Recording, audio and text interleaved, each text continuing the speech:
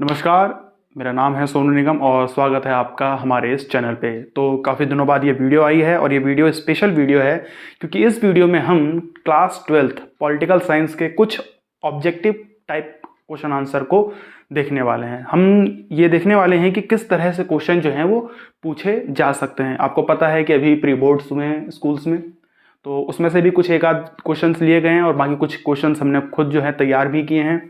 इसमें आपको जो है मैचिंग मिलेंगी, जशन रीजंस मिलेंगे जिसे हम अभिकथन और कारण कहते हैं हिंदी में। इसके अलावा आपको फिल इन द ब्लैंक्स मिलेगा और एमसीक्यूज मिलेंगे। फिर आपको इस तरह के क्वेश्चन भी मिलेंगे कि इसमें से जो आपको चुनने होते हैं कि सही चुनिए और गलत को चुनिए। तो हम एक एक करके जो है क्वेश्चन को देखेंगे। लगभग 15 क्वेश्चन हैं और जल्दी से हम इस वीडियो को कंप्लीट करते हैं। ठीक है, क्वेश्चन नंबर 1 देखते हैं हम लोग। देखिए, 2 क्वेश्चन आए हैं फिल इन द ब्लैंक्स के, रिक्त स्थान भरिए। तो आप देखेंगे कि जो फिल इन द ब्लैंक्स हैं 2 मैंने दिए हुए। यहाँ मैंने आपको ऑप्शन नहीं दिया है, मैं आपको आंसर बता दूंगा। आप जो है चाहें तो इसे अपनी नोटबुक में नोट कर सकते हैं। पहला क्वेश्चन देखिए क्या कह रहा है। सन 1947 के 14-15 अगस्त की मध्य रात्रि को संविधान सभा को संबोधित करते हुए नेहरू ने जो भाषण दिया उसे डैश के नाम से जाना जाता है। अब ये देखिए, जो चैप्टर नंबर 1 है, मैं बताना भूल गया आपको। ये जो वीडियो है आपकी, आप देख रहे हैं, जैसा आपने थंबनेल में देख लिया होगा कि जो हमारी दूसरी बुक है 12th की, स्वतंत्र भारत में राजनीति, उसका ये पहला चैप्टर है, राष्ट्र निर्माण की चुनौती। और उस चैप्टर की ये पहली लाइन है जो आपसे जो है फिल इन द ब्लैंक्स के रूप में पूछ लिया गया है कि 1947 में जब हमें आज़ादी मिली 14-15 अगस्त की रात में, तो नेहरू ने जो है एक भाषण दिया था और भाषण जो है संविधान सभा के सामने दिया गया था। उस भाषण को जो है किस नाम से जाना जाता है? तो आप सभी को पता है कि उसे हम जो है ट्रिस्ट विद डेस्टिनी के नाम से जानते हैं। तो आपको यहाँ पे वो भरना पड़ेगा, तब आपको जो है नंबर मिलेंगे, मार्क्स मिलेंगे। हालांकि पेपर में आपको पता है कि 4 ऑप्शन भी दिए होंगे, उसी ऑप्शन में से जो है चुनना होगा आपको। यहाँ मैंने ऑप्शन नहीं दिया है। तो ट्रिस्ट विद डेस्टिनी, भाग्यवधु से चित प्रतिचित भेंट हिंदी में कहेंगे उसे। अच्छा, क्वेश्चन नंबर 2 देखो क्या कह रहा है कि जिस सहमति पत्र पर हस्ताक्षर करके रियासतें भारत विलय पर अपनी सहमति प्रदान करते थे उसे डैश कहा जाता था। तो क्या पूछ रहा है कि भाई जिस पेपर पर साइन करके जो रियासतें थी, जो रजवाड़े थे, वो साइन करते थे और उसके बाद जो है उनका विलय भारत में हो जाता था। आपको पता है कि 565 हमारी जो है रियासतें थी, उनको एक करके जो है भारत का निर्माण हुआ है। तो वो रियासतें, कहीं का महाराज है या निज़ाम है, राजा हैं, वो जिस एफिडेविट कह लो आप, कॉन्ट्रैक्ट कह लो, वो जिस भी पत्र पर हस्ताक्षर करके ये बताते थे, ये सहमति जताते थे कि अब हम जो है भारत में शामिल हो रहे हैं, उस पत्र का नाम क्या था, उस डॉक्यूमेंट का नाम क्या था? तो आपको पता होना चाहिए कि उस पत्र को हम जो है क्या बोलते हैं, instrument of accession. Instrument of accession ये भी आपकी जो है किताब में दिया हुआ है, वो आपको यहाँ पे फिल करना पड़ेगा। तो ये फिल इन द ब्लैंक्स है। यहाँ भी आपको ऑप्शन मिलेंगे, यहाँ मैंने नहीं दिए। ठीक है, हम जो है अगला क्वेश्चन देखते हैं। क्वेश्चन नंबर 3 देखते हैं अब हम लोग। अच्छा देखिए, क्वेश्चन नंबर 3 आ गया, असर्शन रीजन है। हिंदी में हम इसे अभिकथन और कारण कहते हैं। अभिकथन और कारण, आप लोगों ने काफ़ी इसकी प्रैक्टिस भी की होगी। ये क्वेश्चन मैंने जो है प्री बोर्ड से लिया है। अभी जो दिल्ली के गवर्नमेंट स्कूल्स में जो प्री बोर्ड हुए, वहाँ से मैंने ये क्वेश्चन लिया है। तो ये क्वेश्चन आया था। अभिकथन क्या कह रहा है? ए का मतलब अभिकथन है और आर का मतलब कारण। आपको पता है कि दोनों अपने आप में एक स्टेटमेंट होते हैं। मैंने आपको पहले भी कई बार बताया कि इस तरह के क्वेश्चन को करने के लिए जो है आपको कुछ समझदारी दिखानी पड़ती है और कुछ जो है ट्रिक भी काम आ जाती है। सबसे पहले तो आप ये देखिए, इन क्वेश्चंस में अदंसन रीजन जैसे जो क्वेश्चन है उनमें ये देखिए कि ये जो दोनों स्टेटमेंट हैं वो अपने आप में सही है या नहीं। इसको थोड़ा सा जूम करते हैं हम लोग। ठीक है, काफ़ी है। तो अपने आप में हमें देखना पड़ता है कि पहले ये जो स्टेटमेंट है, अदर्शन या अभिकथन जो है, वो अपने आप में ठीक है या नहीं, और रीज़न अपने आप में ठीक है या नहीं। तो पहले एक स्टेटमेंट पढ़ो आप, अभिकथन पढ़ते हैं। क्या लिखा है? महात्मा गांधी ने 15 अगस्त 1947 के दिन आज़ादी के किसी भी जश्न में भाग नहीं लिया। महात्मा गांधी आज़ादी के जश्न में उन्होंने भाग नहीं लिया था। ये बात सही है या गलत? इतना बड़ा जो है इवेंट था और उस इवेंट में के जश्न में महात्मा गांधी शामिल नहीं होते हैं। ये बात बिल्कुल सही है। ठीक, तो अपने आप में ये वाला जो स्टेटमेंट है वो ठीक है, यानी ए जो है वो गलत नहीं है। अब आप सी और डी को देखिए। सी और डी में क्या कह रहा है कि ए जो है वो गलत है लेकिन आर सही। लेकिन आपने भी देखा कि ए जो है वो गलत नहीं है। अगर दोनों में से कोई एक स्टेटमेंट गलत मिल जाता है आपको, तब तो आप सी और डी में से एक जो है चुन सकते हैं, आपको अंदाजा लग जाएगा। लेकिन अमूमन होता यह है कि ए और आर जो है वो दोनों ही सही स्टेटमेंट होते हैं। जैसे कि आप अगर आर पढ़ के देखोगे तो क्या लिखा है कि सांप्रदायिक हिंसा से गांधी जी के मन में गहरी चोट लगी थी। गांधी जी जश्न में शामिल क्यों नहीं थे? उसका एकमात्र कारण ये भी हो सकता है, उसका एक कारण ये भी हो सकता है कि जो देश भर में सांप्रदायिक दंगे हो रहे थे, खास करके दिल्ली के इलाकों में, कोलकाता के इलाकों में, अमृतसर में जो दंगे हो रहे थे हिंदू मुस्लिम्स के बीच में, गांधी जी उससे जो है वो नाराज थे या जो है उससे दुखी थे। और उस सांप्रदायिक दंगे से दुखी होने के कारण ही जो है वो आज़ादी के जश्न में भाग नहीं ले रहे थे। दोनों स्टेटमेंट ठीक है। अब दोनों स्टेटमेंट ठीक है तो सी और डी तो हो नहीं सकता, क्योंकि सी और डी में बोलता है या तो ए गलत है या तो आर सही, या तो ए सही है या फिर आर गलत। लेकिन यहां तो दोनों ठीक है, तो सी और डी नहीं हो सकता है, इस बात को याद रखें। तो ए और बी में से ही एक होगा। और दोनों में क्या बोल रहा है? ए और आर दोनों सही हैं, ए और आर दोनों सही हैं। अंतर क्या होता है ऑप्शन में?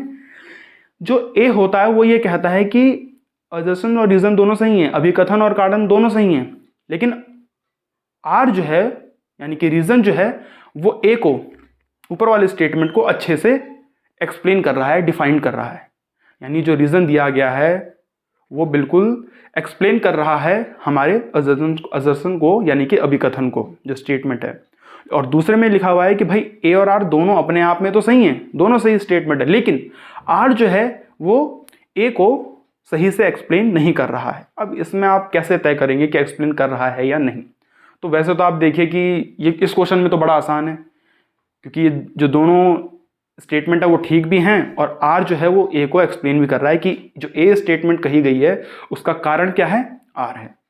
कि महात्मा गांधी इसलिए उन्होंने जश्न में भाग नहीं लिया था क्योंकि वो सांप्रदायिक हिंसा से जो है उनके मन में गहरी चोट लगी थी, वो दुखी थे। तो ये तो बहुत अच्छे से एक्सप्लेन कर रहा है। इसलिए आप जो है ए को चुनोगे कि ए और आर दोनों सही भी हैं और आर जो है वो ए की सही व्याख्या भी है। ठीक, अब इसमें आपको एक बात ये ध्यान देना पड़ेगा कि अगर ए और आर दोनों सही हैं, यानी कि ए और बी में से एक आंसर होगा। और अगर आर आपको जरा सा भी लिंक लगता है ए से, जरा सा भी आपको लगता है कि वो जो है एक्सप्लेन कर रहा है, तो आप 10 में से 8 बार जो है ए लगा कर आइए, आपका सही जाएगा। अगर आपको जरा सा भी लगता है कि आर जो है वो ए को एक्सप्लेन कर रहा है तो, और अगर कहीं दूर दूर तक नहीं लगता तब तो आप बी लगाइए। चलिए, ए इसका आंसर होगा। आगे बढ़ते हैं हम लोग।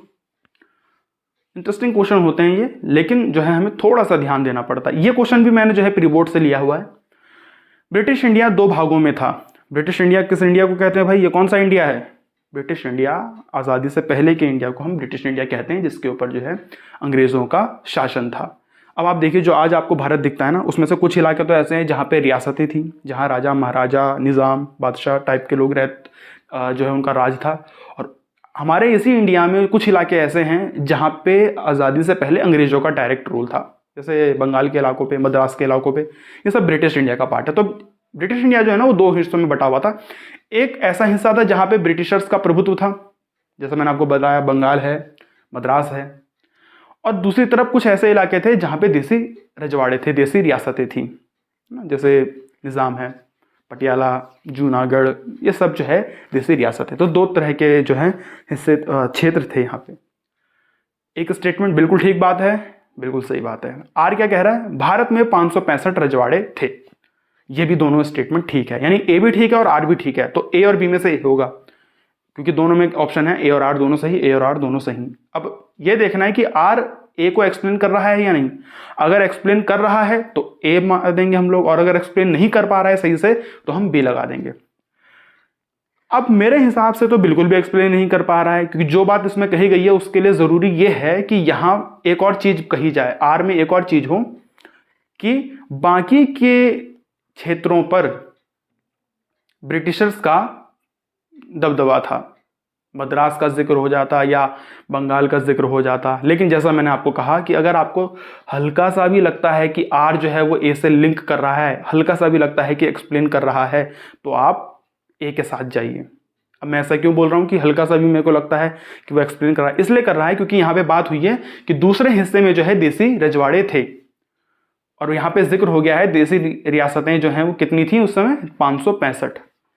तो दोनों स्टेटमेंट ठीक भी हैं, और जो है आर जो है वो ए के साथ लिंक भी कर रहा है, तो इसीलिए जो है हम ए को चुन लेंगे कि ए और आर दोनों सही हैं और आर जो है ए की सही व्याख्या है। चलिए अगला देखते हैं, क्वेश्चन नंबर 5 देख लेते हैं हम लोग। इसको थोड़ा जूम आउट, हाँ काफ़ी और थोड़ा जूम आउट करना चाहिए इसे, बस ठीक है, इतना काफ़ी है। क्वेश्चन नंबर 5 देखिए क्या कह रहा है कि आज़ादी की लड़ाई में कई आवाज़ें जो हैं वो बुलंद थी। कहने का मतलब है जब आज़ादी की लड़ाई लड़ी जा रही थी, जब देश में इंडिया के इंडिपेंडेंस का स्ट्रगल चल रहा था, तो उसमें कई आवाज़ें बुलंद थी, कई लोगों ने उसमें हिस्सा लिया, बड़े बड़े नेता इसमें शामिल थे, सभी लोगों ने मिलकर जो है आज़ादी दिलाई है। तो अलग अलग तरह की आवाज़ें थी। कुछ लोग जो है वो गर्मपंथी थे, कुछ लोग नरमपंथी थे, कुछ लोग जो हैं वो रेडिकल विचारों के थे, कुछ लिबरल विचारों के थे, अलग अलग तरह की समझ वाले, अलग अलग तरह की विचारधारा वाले लोग इसमें थे, कई आवाज़ें बुलंद थी। परंतु दो बातों पर सबकी सहमति थी, भले ही उनके विचार अलग हों, उनके जो हैं विचारधारा अलग हो, उनकी पार्टी अलग हो, उनकी संस्थाएं अलग हों, लेकिन लड़ रहे थे वो आज़ादी के लिए, और वो दो बातों पर सब सहमत थे।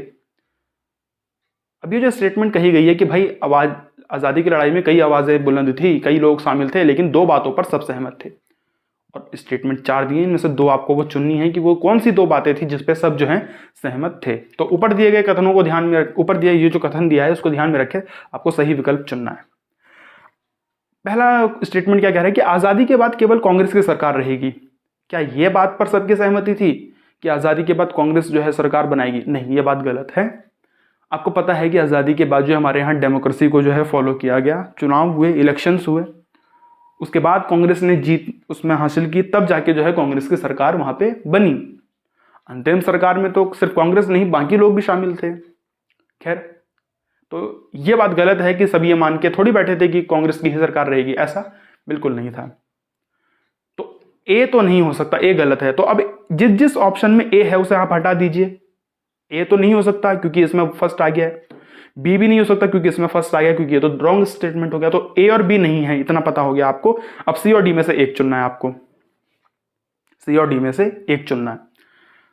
सेकंड देखते हैं। अच्छा, देश का शासन लोकतांत्रिक सरकार के जरिए चलाया जाएगा, ये बिल्कुल सही बात है। आप बुक में भी अगर आप पढ़ोगे तो जो हमारी चैप्टर का पहला पैराग्राफ है उसी में ये बात का जिक्र है कि जो 2 बातों पे जिनकी सहमति थी वो ये दरअसल सहमति थी कि देश का जो शासन है आज़ादी के बाद वो लोकतांत्रिक रूप से चुनी हुई सरकार के जरिए ही चलाया जाएगा। तो सेकंड स्टेटमेंट ठीक है। अच्छा, सी और डी में दोनों में सेकंड है, हमें इसी में से एक चुनना है। अगला क्या है, देश की अर्थव्यवस्था पूरी तरह से पूंजीवाद पर आधारित होगी। यह बात बिल्कुल गलत है। देश की अर्थव्यवस्था पूंजीवाद पर ही रहेगी, इस बात का जिक्र आपको जो है नहीं मिलेगा। हाँ, एक बार के लिए आप ये जरूर कह सकते हो कि लोग ये मानकर चल रहे थे क्योंकि कांग्रेस की सरकार थी और नेहरू जी जो हैं वो समाजवादी विचारधारा के थोड़े करीब माने जाते थे, उनकी सोच पूंजीवाद की तरफ कभी भी झुकी हुई नहीं थी। तो इस बात का जिक्र तो कहीं भी नहीं होता है कि पूरे देश में जो है पूंजीवाद को फैलाया जाएगा, ये बात नहीं, ये बात सही नहीं है। तो ए भी रॉन्ग है और फर्स्ट भी रॉन्ग है और थर्ड भी रॉन्ग है, फोर्थ सही है। सरकार, सब लोग ये मान के चल रहे थे कि सरकार जो है वो सबके भले के लिए काम करेगी, सबके कल्याण के लिए काम करेगी, जो गरीब तबका है उसके लिए अपनी नीतियों को लागू करेगी, उसके भले के लिए। तो स्टेटमेंट नंबर सेकंड और स्टेटमेंट नंबर फोर्थ जो है सही है। तो सेकंड और फोर्थ किस ऑप्शन में मिलते हैं आपको? डी में मिलते हैं। तो उसका डी जो है इसका सही आंसर हो जाएगा। अच्छा, अगला देखते हैं हम लोग। मैचिंग करना है भाई, बहुत इंटरेस्टिंग, मेरे को मैचिंग बड़ा इंटरेस्टिंग लगता है, इसलिए क्योंकि मैचिंग में अगर आपको देखो 4 मैचिंग होती है, अगर आपको एक भी पता है तो हो सकता है कि आप सही आंसर पे पहुंच जाए, बाकी 3 आपको नहीं भी पता है तो भी आप जो है अपना काम बना सकते हैं। कुछ दिमाग लगाना होता है, कुछ ट्रिक्स के काम आती है। कायदे आजम किसे कहा जाता था? चलो नहीं पता, कोई बात नहीं। एनसीआर किसे कहा जाता है, नहीं पता, कोई बात नहीं। सीमांत गांधी किसे कहा जाता है, नहीं पता, कोई बात नहीं। निजाम किसे कहा जाता है, ये आपको जरूर पता होगा अगर आपने हल्का भी पढ़ा है तो। निजाम जो है वो हैदराबाद के शासक को कहा जाता था। हैदराबाद के जो रूलर थे उन्हें हम निजाम कहते थे। यानी डी को ए से मिलाना है। अच्छा इधर देखो, डी का फर्स्ट जो है वो तो सब में है, यानी कि हमारा तो काम बना नहीं। अच्छा डी का फर्स्ट सब में है, चलो देखते हैं आगे। सीमांत गांधी किसे कहा जाता था, आपको पता होना चाहिए कि सीमांत गांधी जो है वो खान अब्दुल गफार खान को कहा जाता था। खान अब्दुल गफार खान जो हैं वो पश्चिमोत्तर सीमा प्रांत के नेता थे,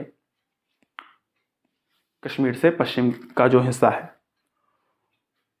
अब आप देखिए कि सीमांत गांधी को हमें मिलाना है खान अब्दुल गफार खान से, यानी कि सी को जो है फोर्थ से मिलाना है। अब देखिए सी को फोर्थ में यहां भी है, सी के फोर्थ में यहां भी है, तो ऑप्शन नंबर बी हटा दीजिए और ऑप्शन नंबर सी हटा दीजिए, क्योंकि हमें चाहिए सी का फोर, वो 2 में है, तो ए और 4 में से एक होगा, यानी कि 2 और 3 तो नहीं हो सकते, ये बात कंफर्म हो गई। अच्छा आगे देखिए, कायदे आजम, मैं आपको बताना चाहता हूं कि कायदे आजम जो है वो मोहम्मद अली जिन्ना को पाकिस्तान में कहा जाता है। पाकिस्तान में मोहम्मद अली जिन्ना को जो है कायदे आजम कहा जाता है। जैसे हमारे यहाँ महात्मा गांधी को राष्ट्रपिता कहा जाता है, उस तरह से आप मान लीजिए कि वहाँ कायदे आजम जो है वो मोहम्मद अली जिन्ना को कहा जाता है। तो ए का आप जो है सेकंड से मिला दीजिए। अब ए का सेकंड कहाँ है, फर्स्ट में है और थर्ड में है, लेकिन 2 और 3 तो हमने पहले ही काट दिया, यानी कि ऑप्शन फर्स्ट जो है वो आपका सही होगा, A1 जो है वो सही है। तो ए का सेकंड, बी का थर्ड, यानी एनसीआर जो है वो किन्हें कहा जाता है, सरदार पटेल को। आपको पता है कि अपडेटेड सिलेबस में जो सरदार पटेल के बारे में हमें पढ़ना है उसमें ये भी है कि सरदार पटेल को जो है एनसीआर के नाम से भी जाना जाता है, नेशनलिस्ट, कैटलिस्ट और रियलिस्ट। और सी का 4 है खान अब्दुल गफार खान, और डी का जो है 1 है। तो आप जो है फर्स्ट को चुन लेंगे। ये इंपॉर्टेंट क्वेश्चन है, आपको इनको नोट भी करना चाहिए, आपके काफी काम भी आएगा। आगे देखते हैं हम लोग, क्वेश्चन नंबर 7 देखते हैं। ये भी मैचिंग ही है, मिलान करना है, ये थोड़ा मुश्किल है, इसको थोड़ा सा जो है अंदाज़ा लगाना भी इसमें थोड़ा मुश्किल माना जाएगा। मैं आपसे एक बात बताता हूँ, देखिए आप जो है अपने चैप्टर के जो बॉक्सेस होते हैं ना, सिर्फ चैप्टर का मेन कंटेंट ही पढ़ना ज़रूरी नहीं है, बल्कि जो बॉक्स है, जो छोटे मोटे कोटेशन दिए होते हैं अगल बगल में जो कोने में, वो भी आपको पढ़ने चाहिए, और वहाँ से जो है क्वेश्चन आ जाते हैं। और ऑब्जेक्टिव टाइप क्वेश्चन में तो यहाँ जो है अच्छा खासा इनका जो है स्कोप होता है आने का। खैर देखिए, कसर ए नफासी, नफसी, हाँ मैं सही से प्रोनाउंस नहीं कर पा रहा शायद, कसर ए नफसी करके कुछ है ये। अच्छा दरअसल ये एक कहानी है मंटो की, एक छोटा सा बॉक्स है आपके फर्स्ट चैप्टर में, जहाँ वो एक कहानी का छोटा सा पार्ट दिया हुआ है मंटो की कहानी का, जहाँ वो इस बात का जिक्र होता है कि कुछ लोग ये बोलते हैं, कुछ लोग जो हैं जब आज़ादी के बाद जब हमारे यहाँ से मुस्लिम जा रहे थे और वहाँ से हिंदू आ रहे थे पाकिस्तान से, तो आपको पता है कि ट्रेन में कितनी ज़्यादा मारकाट हो रही थी। हिंदू इलाकों से जो ट्रेन जाती थी उसमें से मुस्लिम्स को मारा जाता था चुन चुन के, और मुस्लिम इलाकों में से वहाँ से जो हिंदू आते थे उनको मार दिया जाता था। तो उसमें एक जिक्र है कि भाई हमें, अब जो मज़हब के लोग हैं, जैसे जो हिंदू लोग हैं वो हिंदुओं का स्वागत कर रहे थे और मुस्लिम को मार रहे थे, और जो मुस्लिम लोग हैं वो मुस्लिम का स्वागत कर रहे थे और हिंदुओं को मार रहे थे। तो उसमें वो एक बीच में संवाद आता है कि भाई मतलब अपने समुदाय और अपने संप्रदाय के लोग का वो कहते हैं कि हमें आपके आने की जो है खबर थोड़ी लेट मिली, वरना हम आपका जो है स्वागत और धूमधाम से करते। अपने मजहब के लोग को स्वागत कर रहे थे और दूसरे मजहब के लोग को मार रहे थे। वो कहानी है मंटो की, इंटरेस्टिंग है। ये तो ए का जो है वो थर्ड है। अब ए का थर्ड है मंटो है, तो ए का थर्ड किस में है, ए का 4 है, ए का थर्ड ये देखिए फोर्थ में, ए का, बाकी में तो ए थर्ड है ही नहीं कहीं। तो आपको बाकी 3 पता है या नहीं है, लेकिन अगर एक भी पता है तो यहाँ से आप मैच कर जाएंगे, क्योंकि ए का थर्ड ही होगा, इसमें तो रॉन्ग है सारा, तो फोर्थ आप जो है चुन लेंगे। खैर हम मैच कर लेते हैं। बी का जो है वो सेकंड है, पाकिस्तान मेल, खुशवंत सिंह। पाकिस्तान मेल का हालांकि जिक्र आपके किताब में नहीं है, पर पाकिस्तान मेल जो है नोवेल है खुशवंत सिंह की, इंग्लिश में ट्रेन टू पाकिस्तान नाम से छपी थी, उसके बाद हिंदी अनुवाद इसका जो है वो पाकिस्तान मेल है। बहुत अच्छी नोवेल है। अगर आपको आज़ादी के समय जो हिंसा हुई, आज़ादी के बाद जो पलायन हुआ इधर से उधर और यहाँ से भी जो मुस्लिम गए, तो उसको लेकर जो है वो बहुत अच्छी नॉवेल है उस समय के दर्द को समझने के लिए।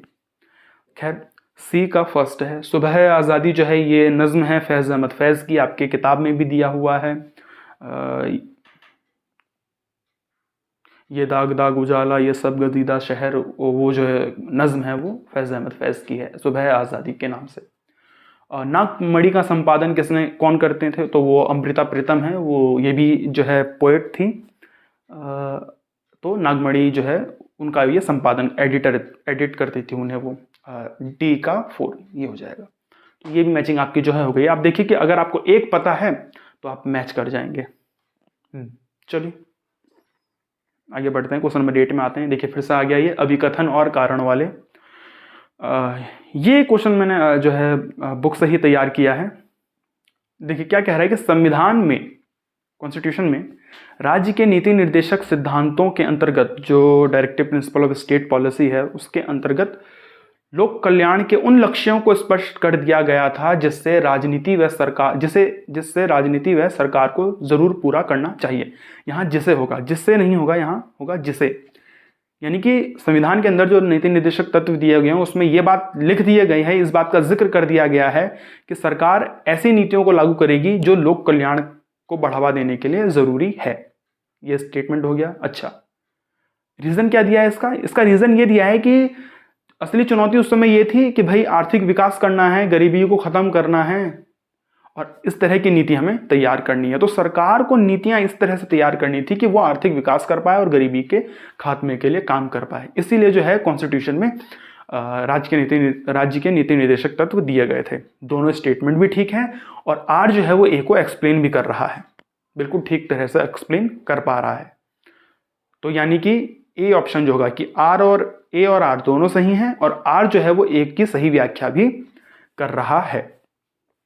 तो आप इस पे लगा देंगे। जैसा कि मैंने आपको कहा है कि सबसे पहले ये चेक करिए कि ए अपने आप में ठीक है या नहीं, आर अपने आप में ठीक है या नहीं। अगर नहीं है, दोनों में से कोई एक गलत है, तब तो सी और डी में से एक आप चुन लेंगे। अगर दोनों सही हैं तब ये तय करें कि आर ए के साथ जो है वो लिंक कर रहा है या नहीं, आर ए को एक्सप्लेन कर रहा है या नहीं। अगर थोड़ा सा भी एक्सप्लेन करता है तो आप आंख बंद करके ए में लगा सकते हैं। ठीक, अगला देखते हैं क्वेश्चन नंबर 9। यह कथन किसका है? ये जो कोटेशन दी है या जो ये स्टेटमेंट कहा है, ये किसने कहा है? देखिए क्या है कोटेशन कि कल हम जो है वो अंग्रेजी राज की गुलामी से आज़ाद हो जाएंगे, लेकिन आधी रात को जो है भारत का बंटवारा भी होगा। कल हम का मतलब यहाँ पे ये है कि उस समय ये बात कही होगी जब हम आज़ादी मिल रही होगी हमें। कल हम अंग्रेजी राज की गुलामी से आज़ाद हो जाएंगे, लेकिन आधी रात को भारत का बंटवारा भी होगा। इसलिए कल का दिन हमारे लिए खुशी का दिन भी है और गम का भी। कह रहे हैं कि भाई हमें आज़ादी तो मिल रही है लेकिन बंटवारा भी तो हो रहा है, इसीलिए ये दिन जो है ना वो खुशी का भी है और गम का भी। खुशी का इसलिए क्योंकि आज़ादी मिल रही है और गम इसलिए क्योंकि बंटवारा हो रहा है देश का। किसने कहा था? ये स्टेटमेंट जो है वो महात्मा गांधी का है। महात्मा गांधी का ये स्टेटमेंट है। आपके किताब में जो है ये कोटेशन के रूप में एक बगल में एक बॉक्स बना हुआ है, वहां दिया हुआ है, ये आपको पढ़ना चाहिए। चलिए क्वेश्चन नंबर 10 देखते हैं।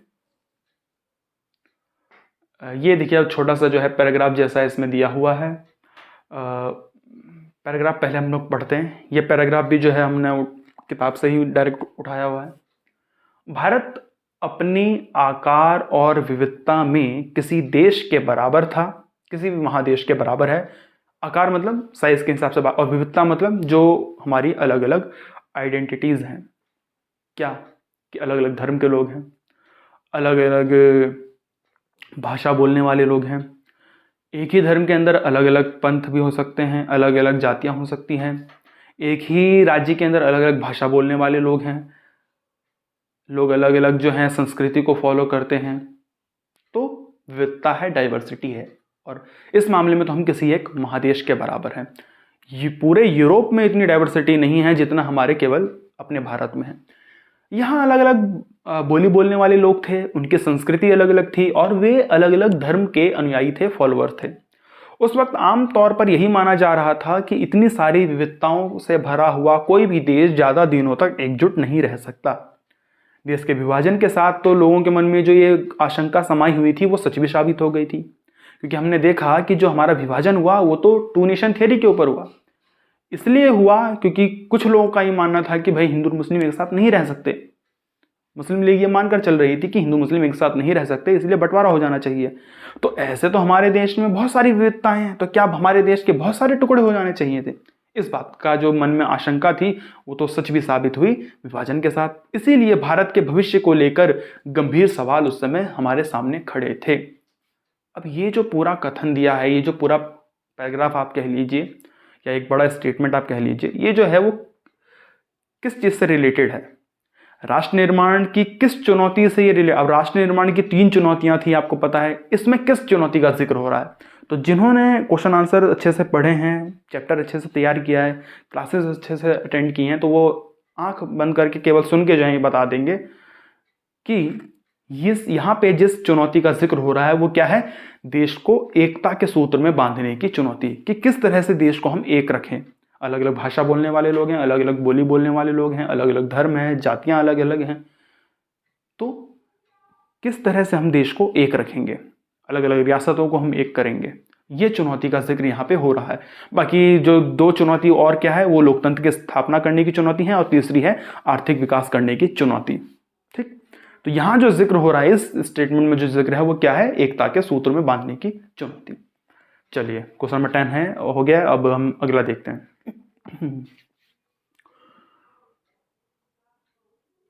अच्छा, क्वेश्चन नंबर 11 देखिए, रियासतों को एक करने की समस्या का समाधान करने में किस नेता की महत्वपूर्ण भूमिका थी?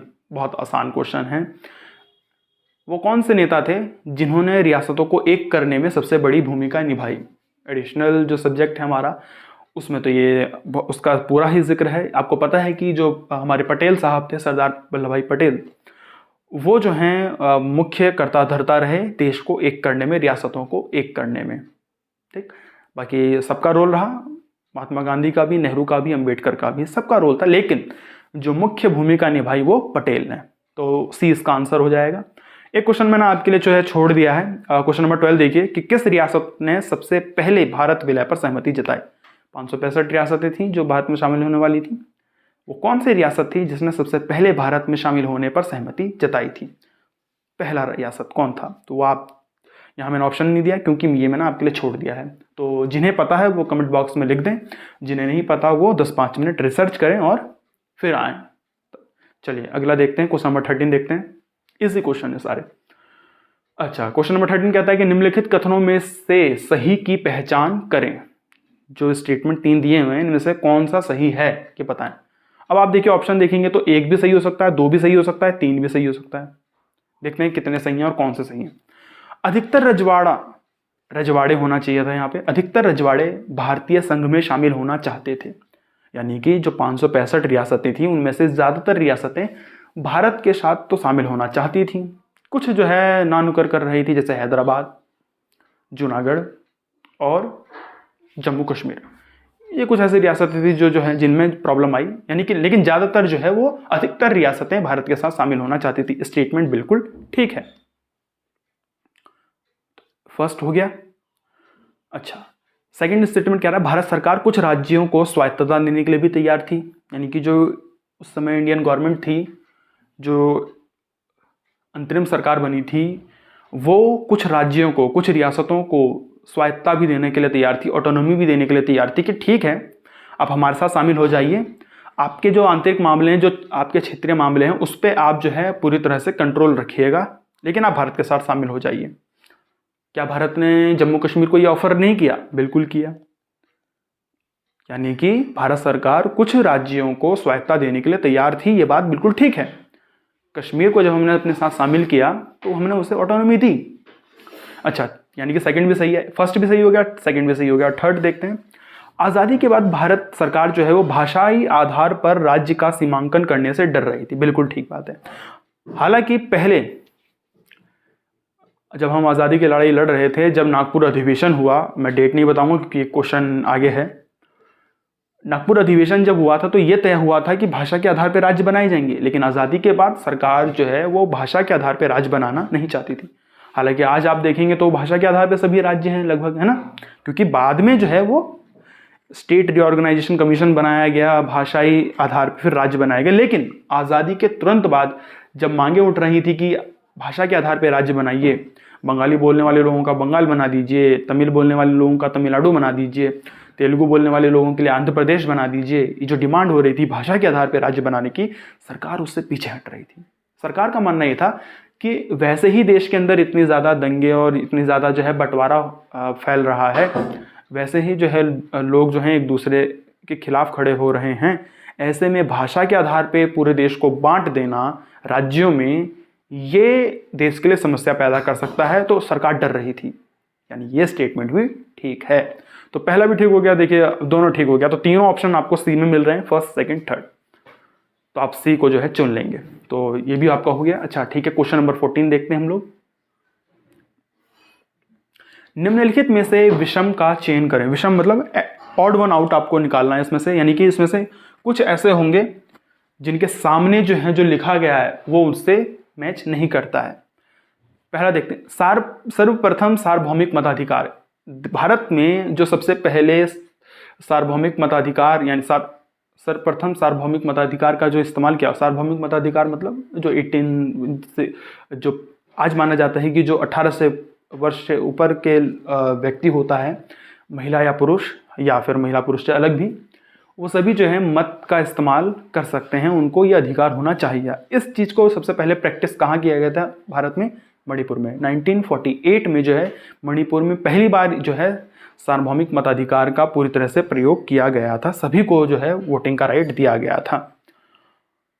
तो ये सही हो गया, फर्स्ट तो सही हो गया। नोआखली आपको पता होना चाहिए कि वो बांग्लादेश में एक जगह है नोआखली। जब पूरे देश भर में बंटवारे के समय जब दंगे हो रहे थे ना, तो गांधी जी नोआखली भी गए थे। 1928 में नागपुर अधिवेशन हुआ, बताइए। 1928 में नागपुर अधिवेशन हुआ और जो है पोटी श्रीरामुलु जो हैं वो आंध्र प्रदेश के नेता थे। इसमें जो है नागपुर अधिवेशन 1920 में हुआ था जी। नागपुर अधिवेशन जो है वो 1920 में हुआ था। तो जो आंसर सी है ये आपको जो है चुन लेना है।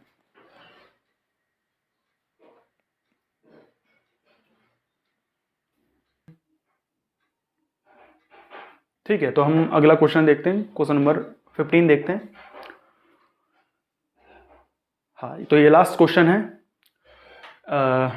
अब देखिए बड़ा मुझे जो है थैंक्स फॉर वॉचिंग दिख रहा है, तो पहले ही बोल देता हूँ, अगर यहाँ तक आप आ गए हैं, अगर आपको इसमें कुछ काम का लग रहा है, तो आप जो है चैनल को सब्सक्राइब कर सकते हैं, वीडियो को लाइक भी कर दीजिए, शेयर भी कर दीजिए, कमेंट भी कर दीजिए। अच्छा लगता है, यूट्यूब को भी अच्छा लगता है और हमें भी अच्छा लगता है।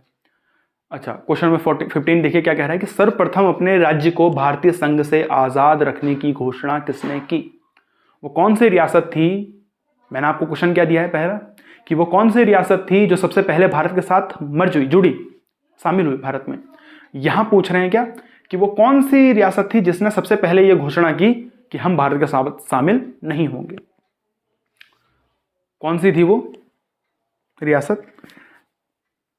त्रावणकोर जो है वो रियासत है जिसने सबसे पहले भारत में शामिल होने से मना किया था। हैदराबाद, जूनागढ़ और कश्मीर ने भी मना किया, लेकिन आपको पता है कि हमने इन चारों को ही जो है भारत में शामिल कर लिया था। तो त्रावणकोर वो रियासत है जिसने सबसे पहले भारत में शामिल होने से इनकार कर दिया था। Thanks for watching. फिर मैं कह देता हूँ कि इसी तरह की वीडियो जो है हम और लाएंगे। मैं जानता हूँ कि हमने बहुत बड़ा लंबा जो है एक ब्रेक ले लिया था, काफ़ी दिनों से वीडियो नहीं आई थी, लेकिन अब जो है वीडियो आएगी। आप लोग भी रेगुलर हो जाइए और इस तरह का कंटेंट आपको जो है मिलता रहेगा। तो आप अगर इस तरह के कंटेंट पसंद करते हैं, आप अगर चाहते हैं कि इस तरह के ऑब्जेक्टिव क्वेश्चन आपके लिए लाए जाएं और अलग अलग सब्जेक्ट और चैप्टर के, तो आप कमेंट में बता सकते हैं। बाकी वीडियो देखने के लिए धन्यवाद।